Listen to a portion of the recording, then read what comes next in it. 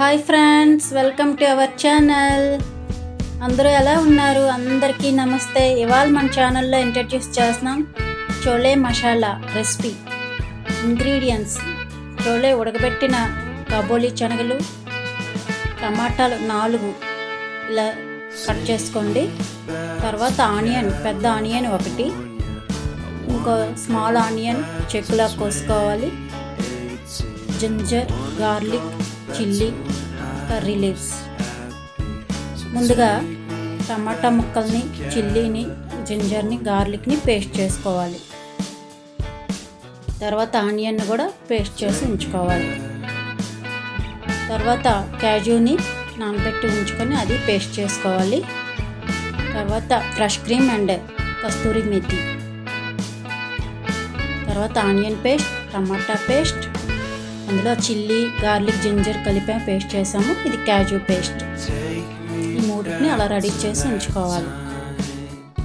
తర్వాత స్టవ్ వెలిగించి ప్యాన్ పెట్టి ఆయిల్ వేసి కర్రీ లీవ్స్, జీరా వేసి వేయించుకోవాలి.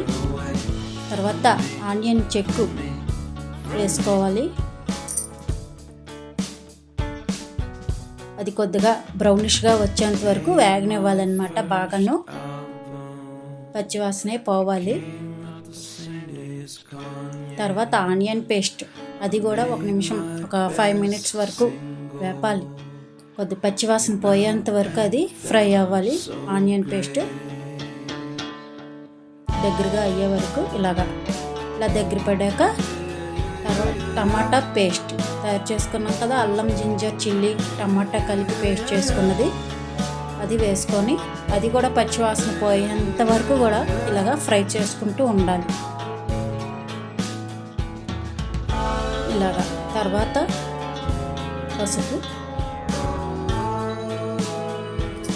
వేసుకొని కలుపుకోవాలి.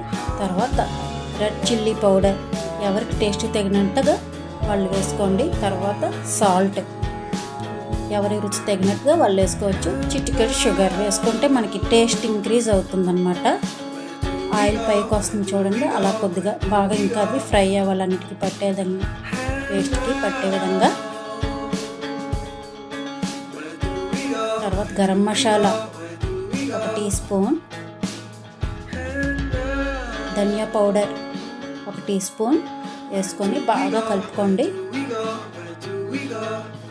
మసాలా గ్రేవీకి పట్టే విధంగా కలుపుకోవాలి. తర్వాత కాజు పేస్ట్ చేసుకున్నాం కదా, అది కూడా వేసుకోండి. థిక్నెస్ వస్తుంది అప్పుడు. అది బాగా మిక్స్ అవ్వాలి. బాగా కలుపుకోవాలి. అప్పటికే మనకి వాసన గుమగుమ వచ్చేస్తున్నది. తర్వాత అది దగ్గర పడ్డాక మనం ఉడకబెట్టి ఉంచుకున్న కాబోలి శనగలు, చోలే వేసుకొని బాగా కలుపుకొని ఉంచుకోవాలి. బాగా మిక్స్ చేసుకోవాలి. బాగా మసాలా అంతా వాటికి పట్టే విధంగా మిక్స్ చేసుకోవాలి బాగా. కొద్దిగా వాటర్ వేసుకోండి. ఆ మసాలా గ్రేవీ అంతా శనగలకి పడుతుందన్నమాట. బాగా 1/2 గ్లాస్ వాటర్లా వేసుకోవాలి. శుభ్రంగా కలుపుకోవాలి.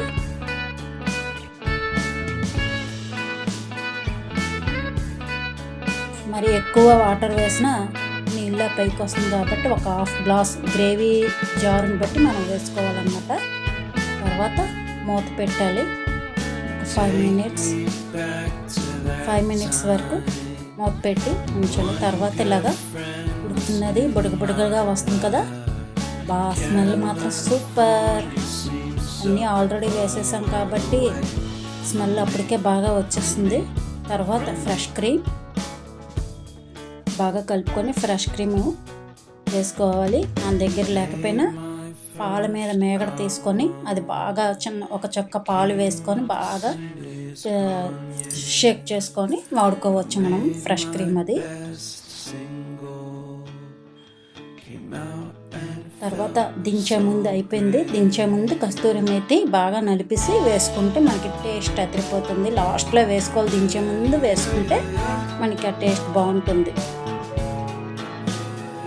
వేసాక 1 నిమిషం పొయ్యి మీద ఉంచాలి 2 మినిట్స్ వరకు, అంతే, ఎక్కువసేపు ఉంచకూడదు.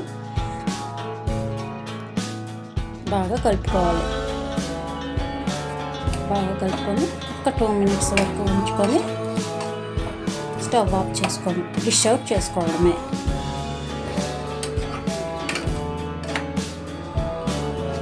కలుపు చుట్టూ తిప్పుతాం.